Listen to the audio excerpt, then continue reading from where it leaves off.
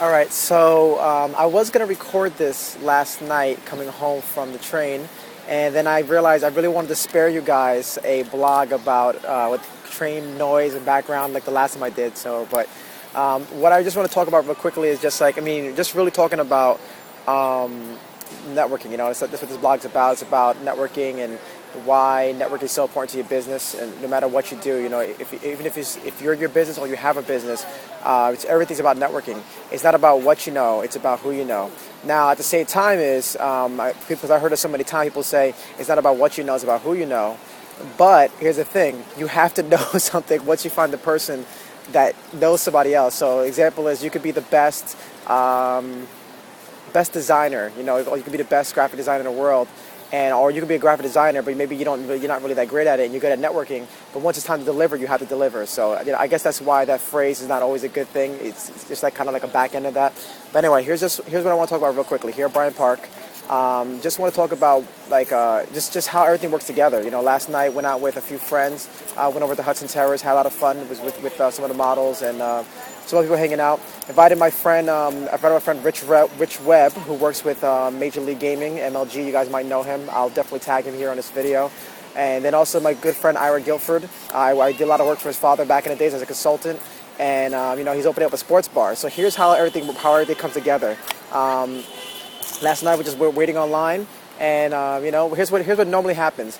Normally people don't talk to each other. They don't normally say stuff like, "Hey, so what do you do?" Blah blah blah. Sometimes they do, but most people don't do that.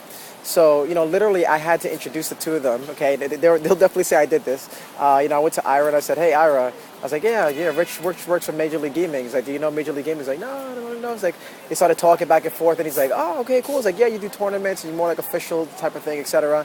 And then Ira's like, "Hey, I'm opening a sports bar over in New Jersey." He's like, "We're thinking about doing tournaments." And then he started going back and forth and talking about what kind of TVs they need. And Rich was like, "Hey, I'll definitely come through, help set something up."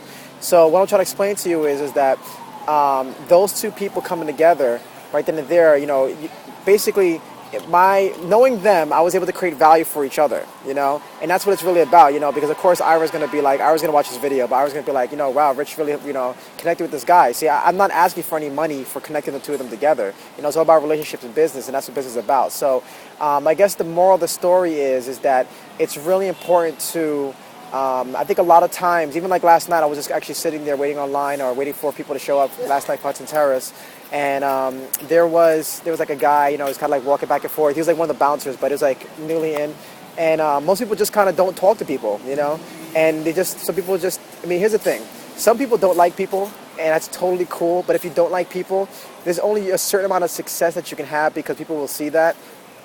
But if you generally you generally like people, you'll find that that basically when you generally like people, you can ask them and have a general interest in them. So last night the guy waiting online, going back and forth. Not the guy waiting online, but the guy telling everybody, "Can you please go against the wall? Can you do this, whatever?"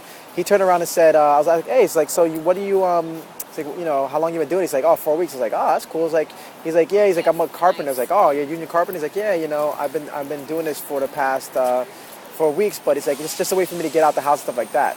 Now, I didn't really continue the conversation much because my friends came, but normally what I'll do is continue to talk to him, and then I'll just kind of see where he's at as far as, because I have different things that I do, but primarily one of the things I do is I recruit for my company here in New York City area, people looking to make some extra money. So what happens is, if he was looking for anything, most people are looking for time and money freedom.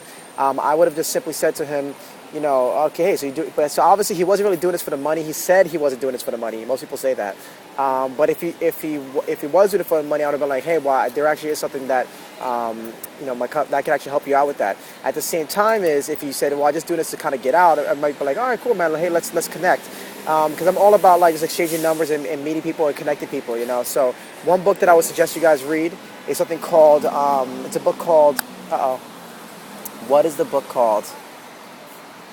It's called The Tipping Point, okay, by Malcolm Gladwell. And the book basically talks about the 3 types of people. I'm not going to go into a training tonight about it, but that there's connectors, there's salesmen, and there's mavens. I'm considering myself a connector. Those are people that connect people to other people. Like literally, there's always like 3 to 4 degrees of separation between that person. They usually have a large network. Then there's mavens. The mavens kind of know everything. They know details, but I'm not going to give the book away to you. Pick up the book.